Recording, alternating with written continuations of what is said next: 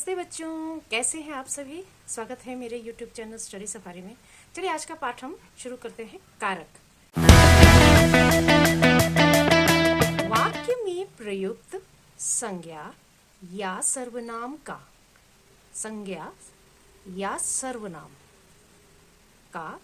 क्रिया के साथ संबंध जोड़ने वाले शब्द कारक कहलाते हैं। मतलब आपके वाक्य में जो संज्ञा या सर्वनाम आते हैं और जो क्रिया यानी कि जो काम हो रहा है, उन दोनों के बीच का रिलेशन, उन दोनों के बीच का संबंध जो शब्द जुड़ के करवाते हैं, उसी को ही हम कारक कहते हैं। इसमें कौन कौन से शब्द आते हैं? ने, को, से, के लिए, में, पर, का, की, हे, अरे इत्यादि। ठीक है ना। ये जब तक आपके वाक्य में संज्ञा सर्वनाम क्रिया के साथ प्रयुक्त नहीं होंगे, आपका वाक्य जो है वो पूर्ण नहीं कहलाता है। ठीक है ना। ये जो शब्द आप इस्तेमाल करते हो क्रिया में, कारक के शब्द, इसको परसर्ग या विभक्ति कहते हैं। ठीक है। तो इसके भेद कितने हैं? 8 भेद हैं। कारक के 8 भेद होते हैं बच्चों। कर्ता, कर्म, करण, संप्रदान, अपादान, संबंध, अधिकरण, संबोधन। ये 8 के 8 आपके भेद जो है वो कारक के कहलाते हैं। ठीक। और जो चिन्ह यानी कि जो परसर्ग यानी कि जो विभक्ति हम लगाते हैं जिन शब्दों से, वो ये रहे। कर्ता के साथ क्या चलेगा? कर्ता, ने, कर्म, को, कर्म के लिए कौन सा शब्द, वो कौन सा चिन्ह लगता है? को। करण से के द्वारा, करण के लिए क्या लगता है? से और के द्वारा। संप्रदान के लिए क्या लगेगा? को, के लिए। ठीक, को, के लिए। अपादान से क्या होगा? से। देखिए, से यहां पर भी है और से यहां पर भी है, लेकिन ये जब मैं आपको पाठ पढ़ाऊंगी तब आपको मैं इसका जो है अंतर बता दूंगी। ठीक। संबंध में रा, रे, री और काके की, ना, ने, नी भी होता है। अभी आप इसको समझ लें। अधिकरण में क्या क्या होता है? में और पर। ठीक। अधिकरण के लिए होता है में और पर। संबोधन में हे आता है, अरे या ओ, इसके बाद एक्सक्लेमेशन विस्मयादिबोधक चिन्ह का उपयोग होता है। तो आप बच्चों ये जो 8 के 8 कारक हैं, इसके जो भेद हैं और उससे संबंधित जो भी चिन्ह है, विभक्ति चिन्ह है या परसर्ग है, उसको आप अच्छे से याद कर लें। ठीक। कर्ता ने कर्म को करण से के द्वारा, संप्रदान को के लिए, अपादान से, संबंध का रा, रे, री, का, की, अधिकरण में पर, संबोधन हे, अरे। ठीक। अगर आप इसको याद कर लेते हैं तो आपको आसान हो जाएगा पाठ को समझने में। आज के पाठ में केवल कर्ता कारक और कर्म कारक के बारे में ही मैं आपको पढ़ाने वाली हूँ। तो कर्ता कारक का चिन्ह क्या है? परसर्ग क्या है? या विभक्ति क्या है? ने लगता है। संज्ञा या सर्वनाम जो क्रिया को संपन्न करने का कार्य करती है, संज्ञा या सर्वनाम जो सब्जेक्ट होता है। ठीक। संज्ञा या जो क्रिया यानी कि जो काम हो रहा है उसको जो करता है, वही कर्ता कारक कहलाता है। ठीक। कैसे? मदन ने हॉकी खेली।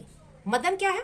एक बात और है कि मदन ने, देखिए ने आ गया, हॉकी खेली। ठीक। तो मदन क्या हो गया? ये हो गया मदन हमारा कर्ता। काम कौन कर रहा है? काम जो है मदन कर रहा है। क्या काम कर रहा है? हॉकी खेल रहा है। ठीक।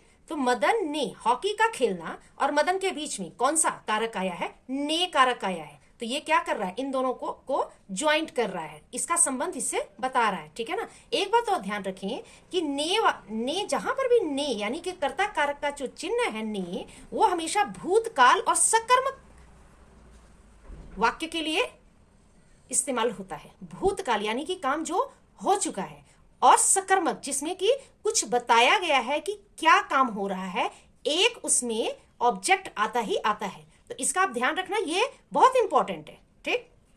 मां रामायण पढ़ती है। अब यहां पे देखिए, आप बहुत ध्यान देना कि यहां पे ने तो है ही नहीं, इस वाक्य में ने गायब है, शून्य ने है, तो कारक तो लगा नहीं, तो कैसे आप पहचानेंगे?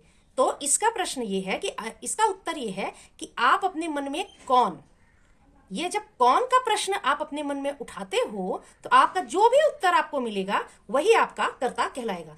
मां रामायण पढ़ती है, आप अगर कहेंगे कि इसमें नहीं लगा, तो क्या आप अपने मन में कौन सा प्रश्न, किस शब्द का प्रश्न आप पूछेंगे? कौन कौन रामायण पढ़ती है? आप कहेंगे माँ।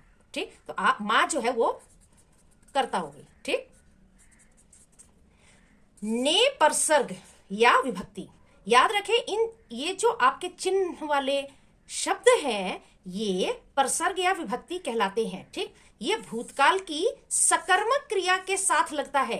मदन ने हॉकी खेली।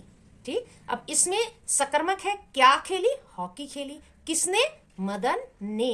खेली का मतलब जो कि भूतकाल में यह काम हो चुका है। ठीक, तो ये ने हमेशा भूतकाल की सकर्मक क्रिया के साथ ही लगेगा, और जहां ने नहीं लगेगा वहां एक प्रश्न आप अपने मन में उठाएंगे, कौन? तो उसका उत्तर जो भी मिलेगा वही आपका कर्ता कहलाएगा। अब हम जान लेते हैं कर्म कारक। कर्म कारक के लिए क्या परसर्ग लगता है? को। ठीक, क्रिया का फल जिस संज्ञा या सर्वनाम शब्द पर पड़ी, जो भी काम हुआ उसका फल किस पे जा रहा है वही आपका कर्म कारक कहलाता है। कैसे? शिक्षक ने बच्चों को पढ़ाया। अब देखिए शिक्षक ने, ये तो आपका कर्ता हो गया, ने लगा। बच्चों को, इसका चिन्ह क्या है? को।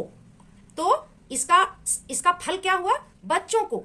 ठीक, बच्चों को क्या पढ़ाया, तो पढ़ाने का फल किस पे जा रहा है? बच्चों पे। तो ये हमारा कर्म हो गया। बच्चे क्या हो गए हमारे? ये हमारा कर्म। ठीक, कृष्ण जी ने, देखिए ने इतना हिस्सा किस पे जाएगा? कर्ता के साथ जा गया। देखिए आप यहीं से पहचानना शुरू कर देंगे। कंस को मारा। किसको मारा? कंस को। तो कंस क्या हो गया हमारा? कर्म हो गया। ठीक, देखिए बच्चों और कंस वो हमारा कर्म हो गया, और फल किसका फल पड़ रहा है? पढ़ाना और मारा, इसका फल इनके ऊपर जा रहा है, बच्चों के ऊपर और कंस के ऊपर। तो ये हमारा कर्म कारक हो गया, जिसको हम को चिन्ह यानी कि को परसर्ग या विभक्ति से हम प्रदर्शित करते हैं। अप्राणीवाचक कर्म के साथ, अब अप्राणीवाचक क्या है? जो नॉन लिविंग है, जिसमें कोई जान नहीं है। तो अप्राणीवाचक कर्म के साथ को नहीं लगता।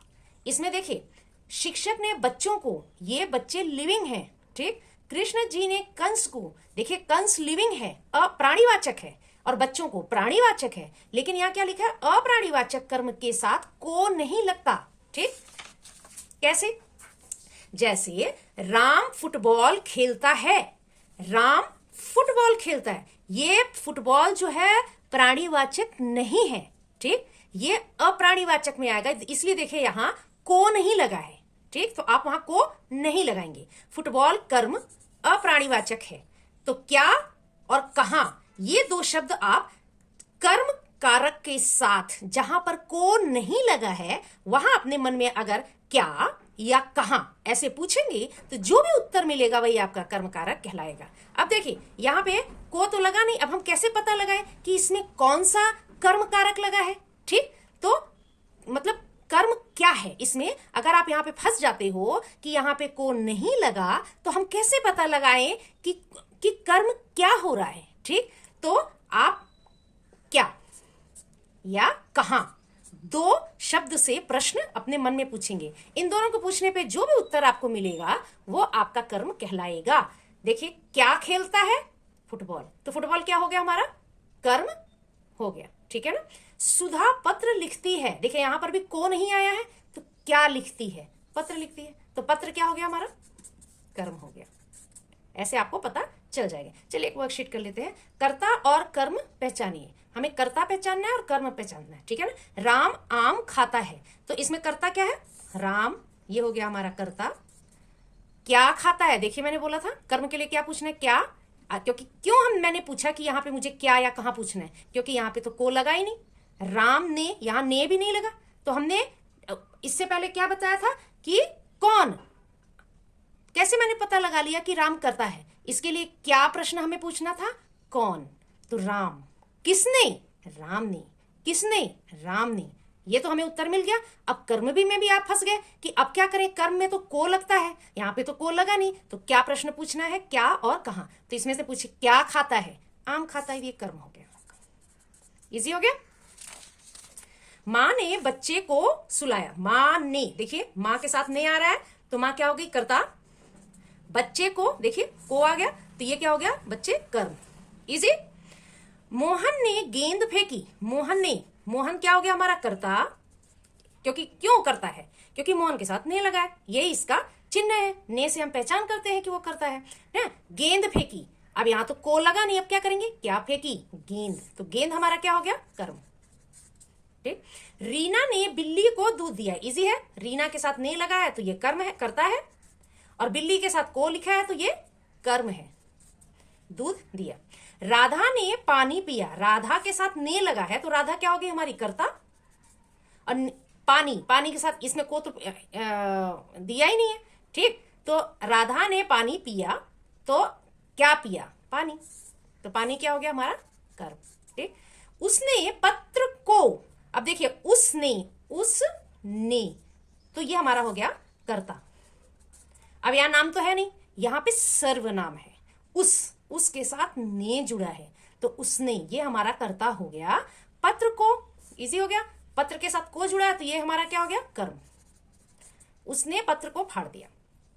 शिक्षक ने, कर्ता क्या है, शिक्षक, ये हो गया कर्ता। क्यों है शिक्षक कर्ता, क्योंकि शिक्षक के साथ ने जुड़ा है, ये पहचान है हमारी कि कर्ता के साथ ही ने जुड़ेगा। कर्ता ने कर्म को, बच्चों को, तो बच्चे क्या हो गए हमारे, ये हो गया कर्म, क्योंकि इसके साथ को जुड़ा है, को कारक जुड़ा है। ठीक। सीता ने कहानी पढ़ी, सीता के साथ ने कारक जुड़ा है तो ये क्या हो गया हमारी, कर्ता।